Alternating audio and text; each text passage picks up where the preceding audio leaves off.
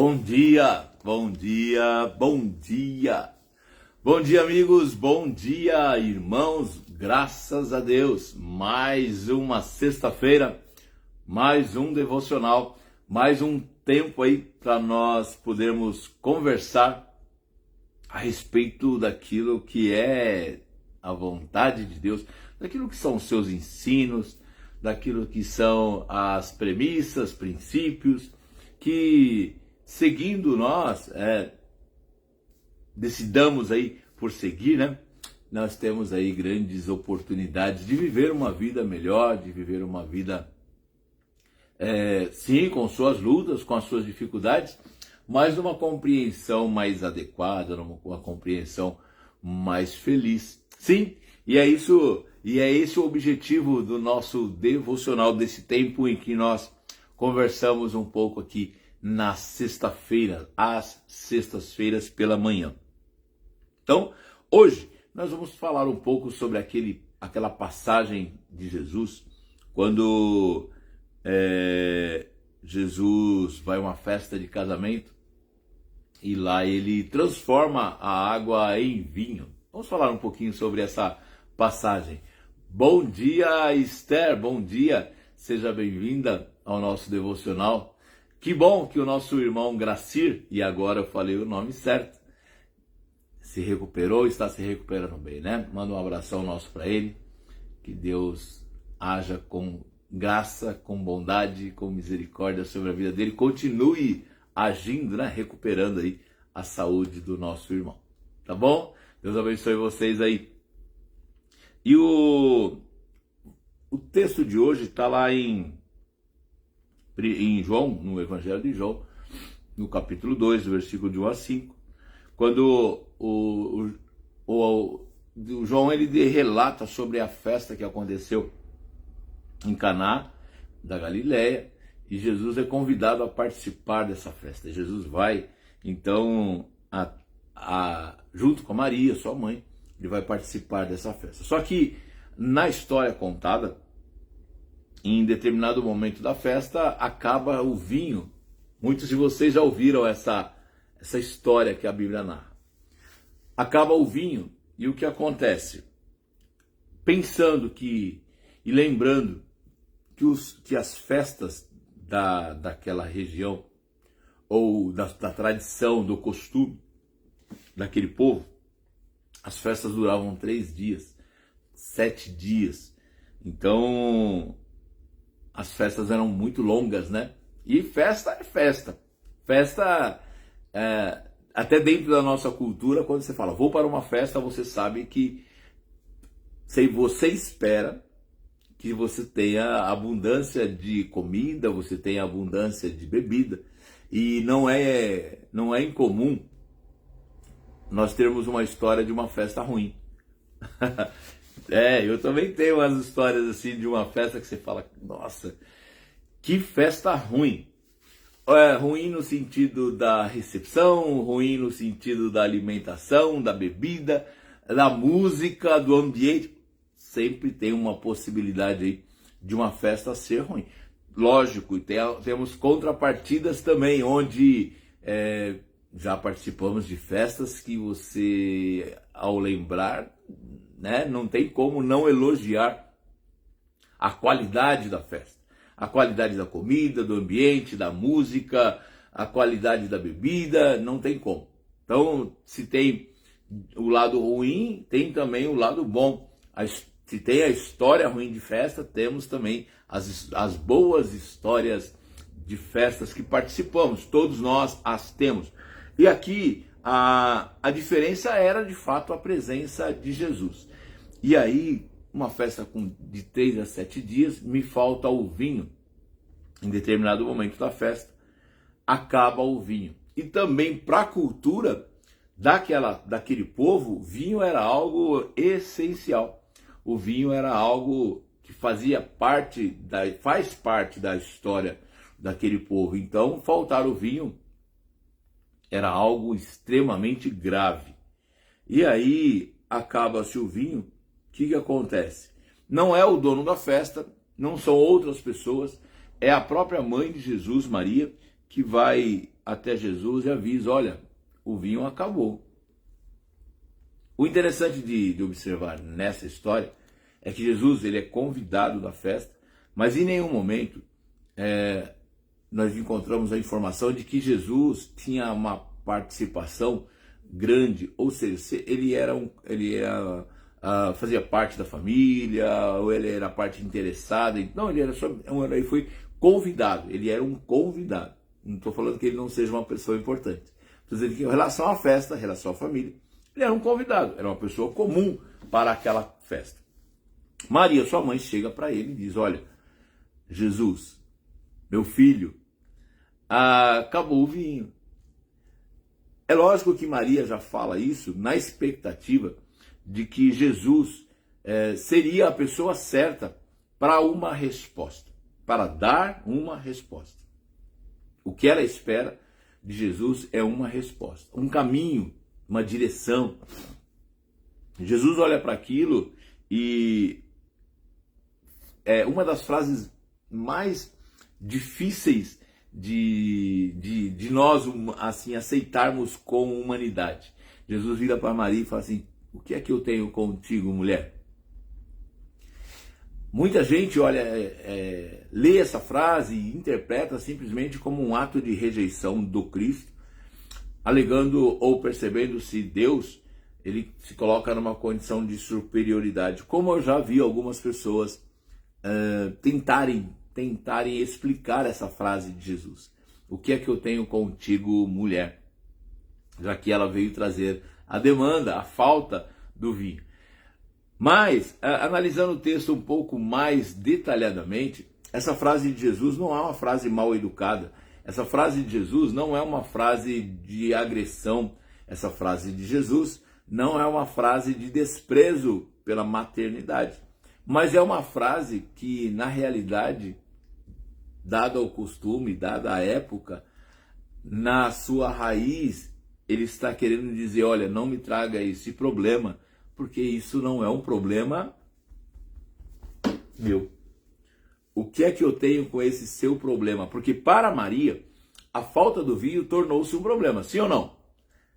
Porque ela leva para Jesus a demanda, é ela que vai falar para Jesus: olha, faltou o vinho na festa. Aí ele fala assim: olha, Maria, isso não é um problema meu. O que é que eu tenho a ver contigo, mulher? O que é que eu tenho a ver com essa sua preocupação, com esse seu cuidado, com essa sua angústia gerada aí pela falta do vinho? Então, essa interrogação é só uma interrogação de divergência de posicionamento, e não uma interrogação, uma palavra, uma frase que despreza a mulher Maria, a mãe Maria. Entendeu? Fica diferente agora, né? Quantas vezes eu também já não disse: olha, isso não é um problema meu. Posso resolver? Até posso. Posso ajudar? Até posso ajudar. Mas naquele primeiro momento não é um problema meu. E aí as coisas acontecem durante mais um tempo. E aí, por vezes, nós até interferimos e ajudamos. E foi o que Jesus fez. Mas daí, o que nós precisamos compreender quando ele diz: olha, mulher, isso não é um problema meu? É que, como Maria foi para Jesus buscar solução do seu problema, muitas vezes nós, enquanto humanos, também olhamos para Cristo como sendo sempre esse que vai dar respostas a toda a nossa angústia, a toda a nossa tristeza, a todas as necessidades que nós vivemos. Nós cremos que é chegar diante de Cristo e falar: olha, o meu vinho acabou. Olha, o meu problema está aqui, resolva. A minha dificuldade está aqui, dá uma solução. E aí, é importante a gente entender que, apesar de na festa onde ele estava, no final ele resolve e ele dá uma solução por causa da sua misericórdia, por causa da sua graça. Ele transforma a água em vinho.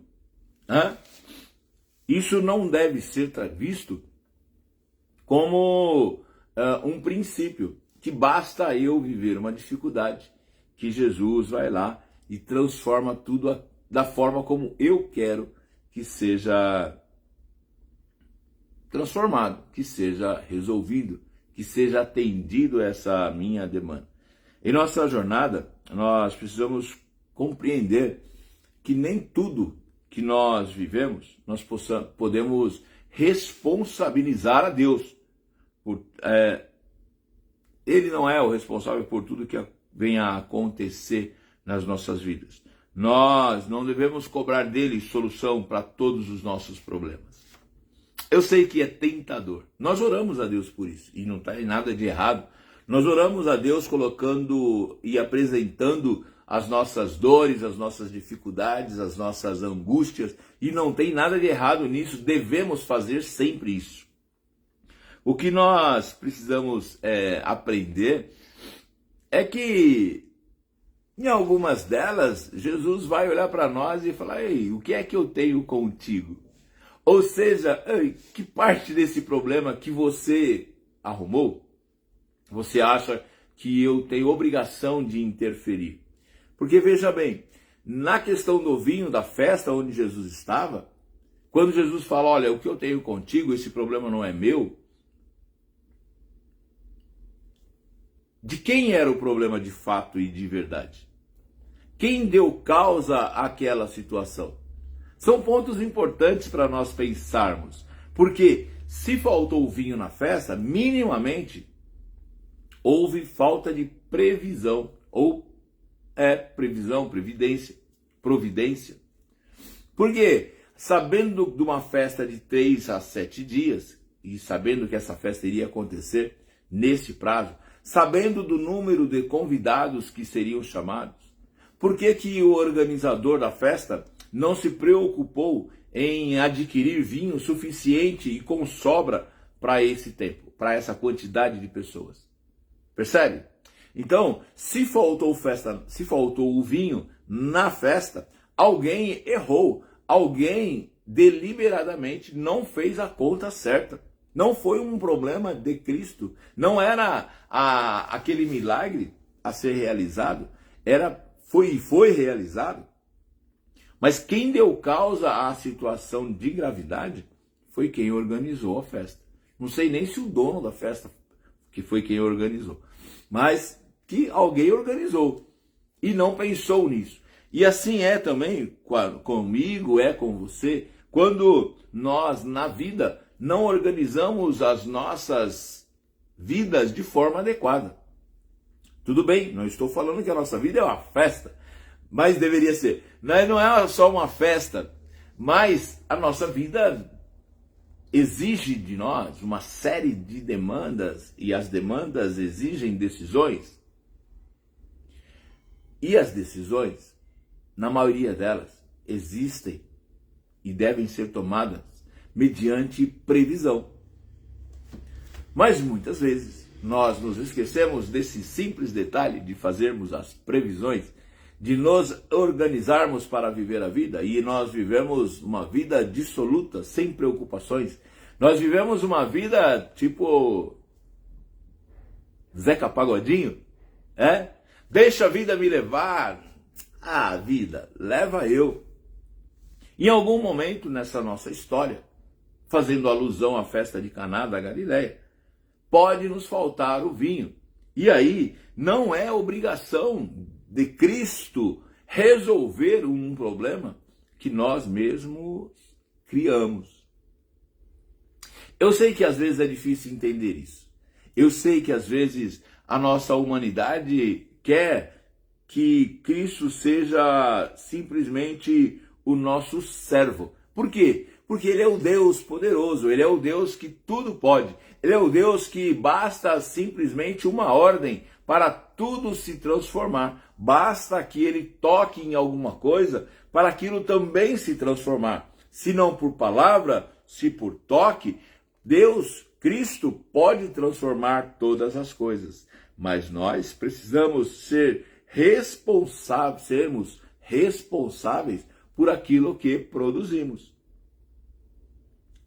Graças a Deus que na festa Cristo viu uma grande oportunidade da manifestação do seu poder e também de glorificar o seu nome, glorificar o nome de Deus Pai através daquele milagre. E aí ele entende que ele deve fazer aquilo. Mas isso não é regra geral. Deus não é o nosso servo. Deus não é o nosso servo. O comum para aquela festa seria que aquela família passasse a vergonha por não ter comprado o vinho suficiente para a festa. Esse seria o desenrolar normal daquela festa. E aquela festa seria famosa, como tantas outras que eu e você já vivemos, já participamos, onde as pessoas diriam, olha, no casamento do fulano, no casamento da filha do fulano, o vinho acabou antes da festa acabar. Seria falado, seria comentado, mas esse é o preço de quem não se organizou.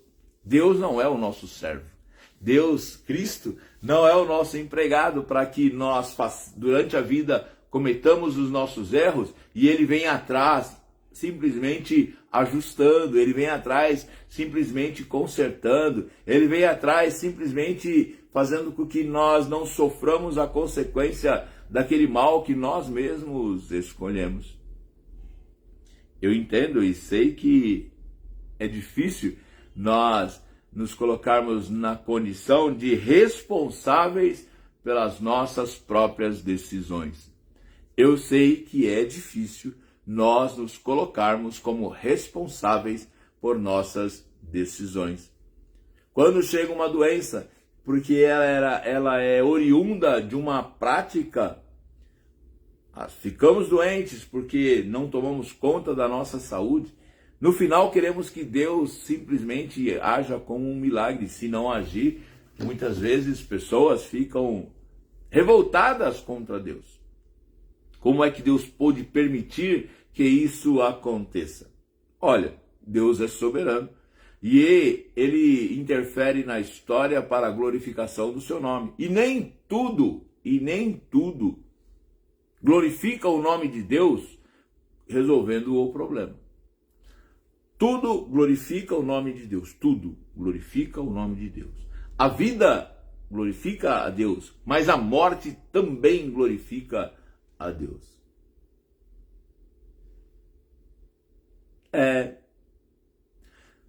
Cristo glorificou a Deus quando morreu. Então, queridos, precisamos ter essa compreensão e parar com essa impressão ou com essa convicção de que Deus vai agir em todas as situações. Nós precisamos deixar de sermos crianças mimadas e passar a sermos servos maduros, olhando para o nosso Senhor, olhando para o nosso Deus, olhando para Cristo, com responsabilidade, sabendo que a nossa parte precisa sempre ser muito bem feita. Se aquele homem tivesse comprado o vinho na quantidade necessária, Cristo não teria tido o desconforto. Isso sou eu que estou dizendo, não é nenhuma exegese do texto, mas é só para dar uma figura, para trazer uma figura ao nosso tema.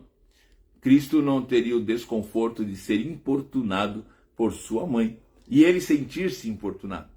E posso afirmar que ele sentiu-se, né? Não tem nada de errado nisso, não. Ele sentiu-se importunado porque ele não foi lá para isso. Cristo não foi naquela festa para transformar água em vinho. Cristo foi naquela festa para se alegrar com os amigos, se alegrar com as pessoas que estavam ali. Era essa a premissa, era o motivo de ele estar ali. Agora ele está sendo incomodado porque alguém deixou de comprar vinho. Alguém deixou de fazer aquilo que deveria ter sido feito. É isso. Não deixe de fazer na sua história, na sua vida, aquilo que precisa ser feito de acordo com a vontade de Deus. para que você não fique importunando a Deus com aquilo que você mesmo poderia ter resolvido. E aí você fala, não, mas eu importuno a Deus. Importuna porque a oração, o pedido de Maria, a nossa oração e o pedido de Maria, muitas vezes são porque nós não fizemos a nossa parte. E aí, como não fizemos a nossa parte, nós somos obrigados e nos sentimos no direito de ficar recorrendo a Deus, a Jesus, para que Ele realize milagres daquilo que nós poderíamos ter evitado. Crentes mimados, cristãos mimados, que acredita que o relacionamento com Deus é dessa forma. O relacionamento com Deus é, por Ele ser o nosso Pai eterno, nós seremos crianças eternas, dependendo de 100% do cuidado de Deus. E olha que eu estou fazendo uma alusão ao cuidado de um pai natural com um filho que é recém-nascido, que é um cuidado 100%, porque a criança não tem capacidade de resolução, de solução para os seus problemas, nem para os pequenos problemas, nem para a sua própria alimentação. Muitas vezes, diante de Deus, nós também nos colocamos como essa criança, que depende de tudo. Mas Deus não nos chamou para isso. Deus nos chamou para vivermos também a nossa parte, a nossa fase do amadurecimento do homem e da mulher, já madura, já que toma decisões, já que faz escolhas, que prepara as festas, a nossa vida, a nossa história. E se faltar o vinho, se faltar algo, se tomarmos decisões erradas, se formos imprudentes, se formos negligentes, nós precisamos reconhecer que isso é responsabilidade nossa também. E se Deus quiser agir, vai agir por graça e por misericórdia. Não vai agir por obrigação. Não vai agir porque nós somos filhos e o pai tem obrigação de cuidar do seu filho. Com Deus é diferente. Deus é soberano em suas decisões, nos mostra o caminho, nos ensina como caminhar e ainda é o nosso apoio, sim. Mas precisamos aprender a sermos responsáveis por nossas escolhas. É boa essa palavra, não? Boa essa palavra. Queridos, Abacuque, ele chegou a um ponto na sua vida e na sua história de que ele tinha tanto entendimento da vida e das situações que vivia e da forma como o povo na época dele caminhava. Mas ele tinha também tanta proximidade de Deus e tanto entendimento que ele já sabia que Deus não interferiria em todas as situações e que haveria um tempo de sofrimento, haveria um tempo de dor, haveria tempos em que, porque não foram previdentes, faltaria o vinho. Ele anunciava isso, ele era um profeta, ele anunciava isso para o povo, de que chegaria o tempo da dor, chegaria o tempo de um sofrimento. E aí Abacuque, pessoalmente, o seu testemunho pessoal é de alguém que atingiu maturidade. É de alguém que entendeu que Deus não interferiria em muitas coisas que aquele povo tinha feito por opção escolher, e que levaria ao sofrimento, e que levaria à perda, e que levaria à dor. E aí ele escreve lá em Abacuque 3, no livro de Abacuque, no capítulo 3, no versículo 17 e 19, ele escreve o seguinte: ainda que a figueira não floresça, nem haja fruto na vide, ainda que decepcione o produto da oliveira e os campos não produzam mantimentos, ainda que as ovelhas da malhada sejam arrebatadas e nos currais não haja gado, todavia eu me alegrarei no Senhor e exultarei o Deus da minha salvação. O Senhor Deus é a minha força e fará os meus pés como os das servas e me fará andar sobre as minhas alturas. Ou seja, ele entendeu que as escolhas que o povo fez, naturalmente, a consequência seria, na festa, faltar o vinho.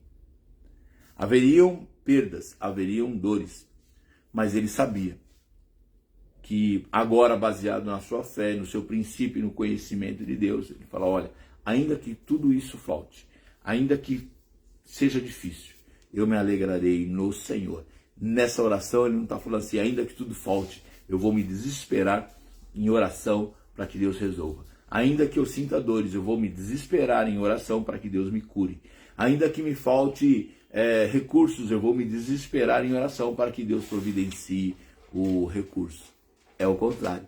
Ainda que falte a saúde, ainda que falte a alegria, ainda que eu tenha dores, ainda que eu sofra a necessidade financeira, ainda assim eu me alegrarei no Senhor. Ele é o Deus da nossa alegria, Ele é o Deus da nossa salvação. Sabendo disso e pensando e observando onde foi que nós erramos, quais foram as brechas, né, as oportunidades que nós deixamos na vida para sermos,